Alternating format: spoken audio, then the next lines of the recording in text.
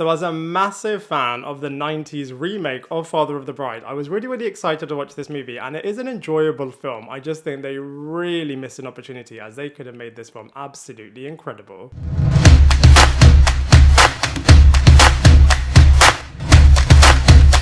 What is up, everybody? Welcome back to my channel, Lifestyle Critic. I hope you're having a brilliant day. So in this video, we are going to be reviewing the 2022 version of Father of the Bride, which is once again another romantic comedy movie, and this is the second remake of the original movie, which itself was based on the novel of the same name, and this time it's got Brad Pitt's production company, Plan B. Now, I did enjoy this movie. I mean, they did change a couple of things up, which did make it a bit of a new experience, but I just feel like they didn't do enough changes to make it really feel like a brand new experience, as it felt so predictable, so formulaic, and so repetitive, as you just knew exactly what was going to happen in the next scene. And even though, of course, it is really different to these movies, I would compare it to the remakes of both the Aladdin live-action version and the Lion King remake, which literally was a scene-by-scene recreation, whereas with Aladdin, even though that remake wasn't perfect, I did really appreciate the fact that they did really take risks, they did do brand new things that you've never really seen before. And with Father of the Bride 2022, I just feel like all of the changes that they did make, they were really safe with them, and I'm going to be discussing all of that and more in this movie review.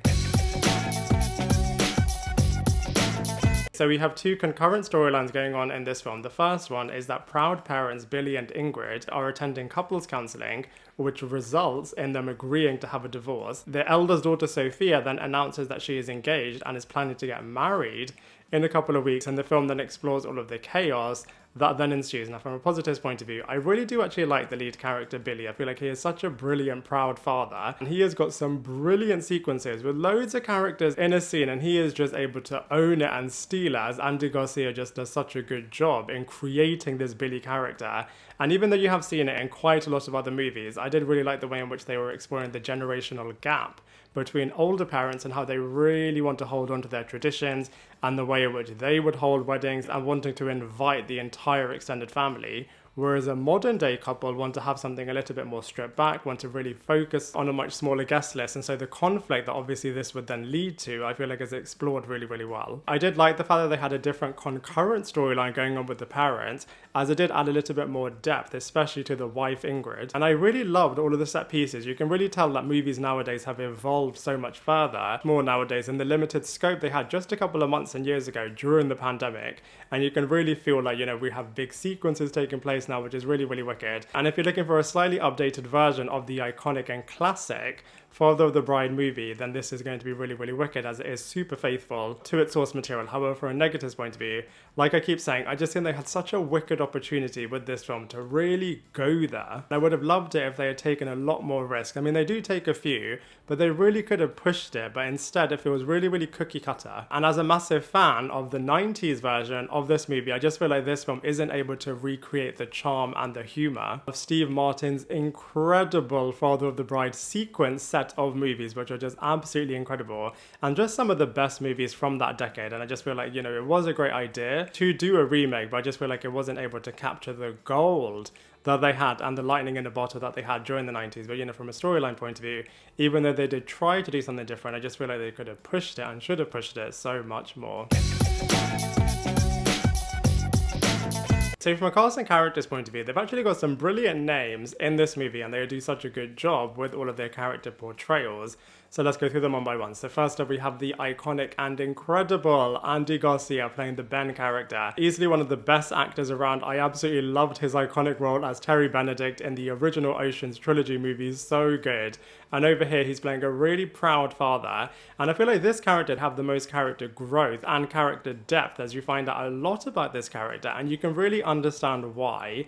He's such a proud father and all of the struggles that he's gone through, which he does mention on a number of occasions. Like I mentioned before, he is absolutely brilliant in those sequences where there's a lot of people in a particular scene, as he's just able to own it completely and does a really good job in terms of being a really emotional and loving father. And even though on the outside he may appear to be a little bit scary and threatening, I feel like on the inside he is just an absolute pussycat. Next up, we have his wife Gloria Estefan, who is playing the Ingrid character. Similarly, she is a very proud mother and woman, and she really wants a lot more attention from her husband, which is really understandable. But I just feel like the way in which they created this character, she's really grumpy, really demanding, And I just feel like compared to Ben, she doesn't make as much effort for the relationship, and in turn just makes Ben look like an absolute angel, as he's making so much effort with so many different characters, despite the fact that he has to go against all of his values and his beliefs as well. Next up we have Adria Arjona, who is playing the eldest daughter Sophia, who is obviously the person that is getting married, that is causing unintentionally all of this chaos to take place. She did a really good job in the most recently released Morbius movie, and in this film, you know, she is playing a likable character as well. She really wants to do her own thing and isn't as difficult as her mother is, but is being really understanding for her father's needs at the same time. But I just feel like, you know, this character was a little bit vanilla. I feel like they could have injected so much more personality into her, but on the whole I feel like she does do a reasonable job. We've also got Isabela Merced, who is playing a character called Cora, who is the younger sister to Sophia and the younger daughter of Ben and Ingrid's, and she dreams of being a designer one day. Of course, this movie isn't centered around this character, but as a secondary character, I feel like they do a reasonable job with her. She, of course, was in Instant Family, and she is going to be in the upcoming Madam Web movie, so her and Sophia will share the screen once again when the Sony universe of Spider-Man characters does evolve a lot more. We've also got Diego Beretta, who is playing a character called Aiden. He's a lot more chilled compared to Ben and has very different values, very different outlook. Firstly, he's from Mexico and Ben's from Cuba, and then he's just a very different personality type as well. I feel like they really could have pushed this so much more. I mean, the original Father of the Bride was so brilliant because of the differences and the way in which Steve Martin's character just didn't click with anyone, and I just feel like they played it so safe with this movie with all of the different character interactions, and they just could have pushed it so much more, and I would have loved it if they had, as this character was fine, but like I said, so many of them were just so vanilla. We've also got Chloe Fineman, who I am such a massive fan of, as she is so funny in Saturday Night Live, and over here she is playing a character called Natalie, who was decent enough, but once again, they really could have done so much more with her, as she is capable of literally stealing a screen and making you burst out laughing from your stomach. And like I said, she was okay here. Clearly this universe's version of the Frank character, but just wasn't as good as she absolutely had the capability of being. We also have a lot of other characters, for example Diego's parents, but the only real one that they go into a lot of depth with and that they do a good job with as well is of course Andy Garcia's Ben character.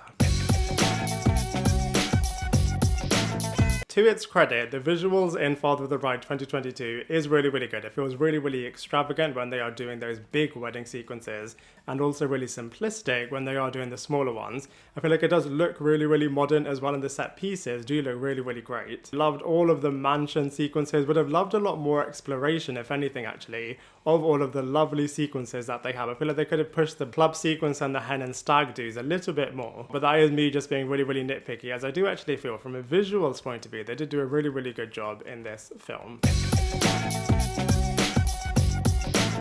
From a comparisons point of view, you know what I'm going to say. I feel like this movie is not an inch on the 90s incredible classic Father of the Bride movie. I absolutely love that movie. I think it is so good.